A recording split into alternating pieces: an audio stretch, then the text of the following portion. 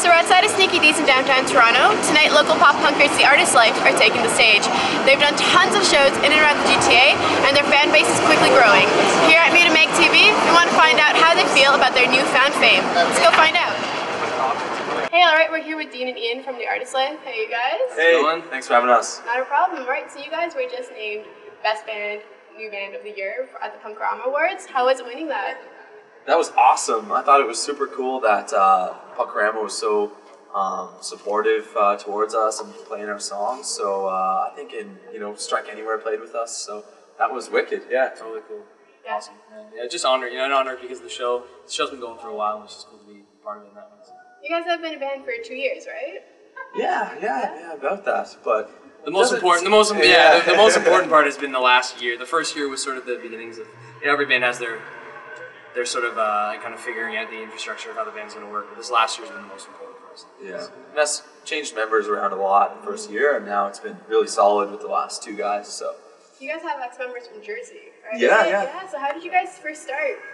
I met Dean years ago on the East Coast when I was touring a band called the Full Blast, and then it was one of those automatic sort of friendships, like brothers. And then after I hadn't seen him for a couple of years, and he moved to Toronto, and ran into him at a show, and just kind of went from there. I was like, hey, he's like, what are you doing right now? I'm like, oh, not much. What are you doing? He's like, I'm just going to school. I'm like, man, we should, sit down with our guitar sometime. And then the next thing you know, we were putting out songs and recording stuff on a little 4-track, and then having band practices.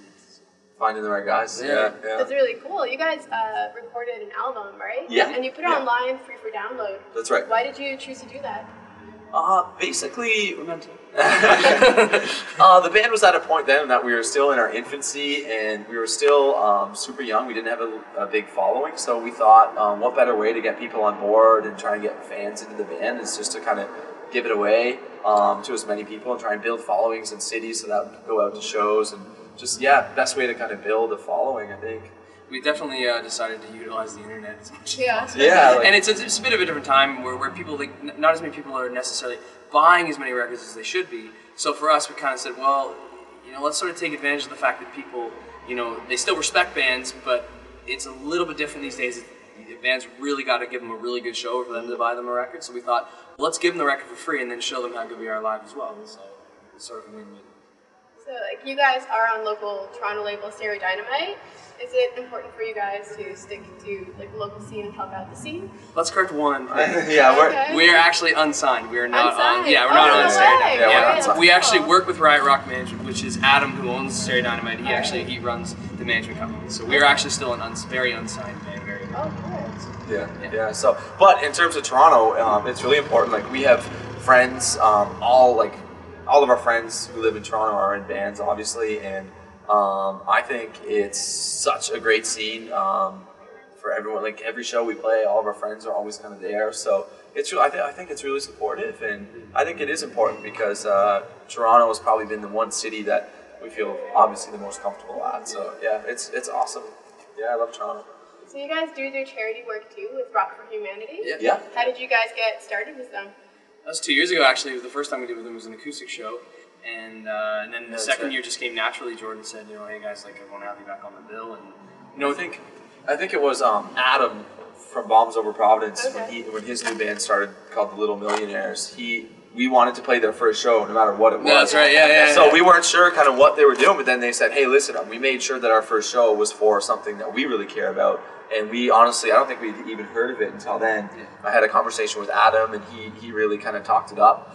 And that's how we just kind of started up with Rock for Humanity. And then, it's kind of on from there. Yeah, just a continuous relationship. Yeah. Is it important for you guys to do community work as a band? I think so, yeah.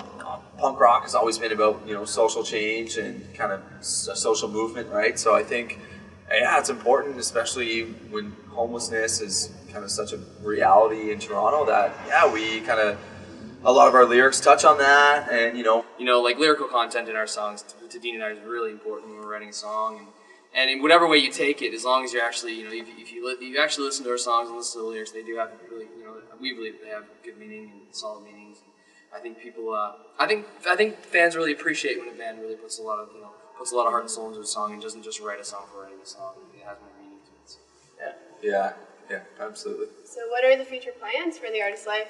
Oh, well, we were just hanging out at the van with this guy named Jonathan who plays drums in the Swellers. So go check out the Swellers because we're going on tour with them. We're doing Ontario, Quebec, and the Maritimes. And that starts in May and ends halfway through June. So that's our Eastern Canadian tour. And then, yeah, we're just hoping to play shows and do more tours, I guess, if we can get on any for the summer. The Scene Fest, the Scene Fest again we'll do for the third year in a row, which we love doing every year in St. Catharines. St. Catharines is a scene we definitely we love, and we're trying desperately to, every time we play there, we try to inspire kids to get out of their houses and get onto the street, come to the shows, come to the clubs. So. And there's always this, Wigstock and all the stuff going on downtown, and and hopefully, we want to get out west to all the fans out west, and Vancouver area, and even in Alberta, and eventually the world. I guess I could just say we want to take over the world, but yeah, we'll take it step by step and see what happens. So, yeah, exactly. Yeah. Oh, GTA Rock the Coliseum. That's another show we're doing on June 29th. Yeah, that's cool. Yeah, we're really stoked to be part of that because it was really, really rad last year. Yeah. Well, that's The Artist Life, Toronto locals. Check them out. Cool. Thank you. The guys from The Artist Life want to represent fun.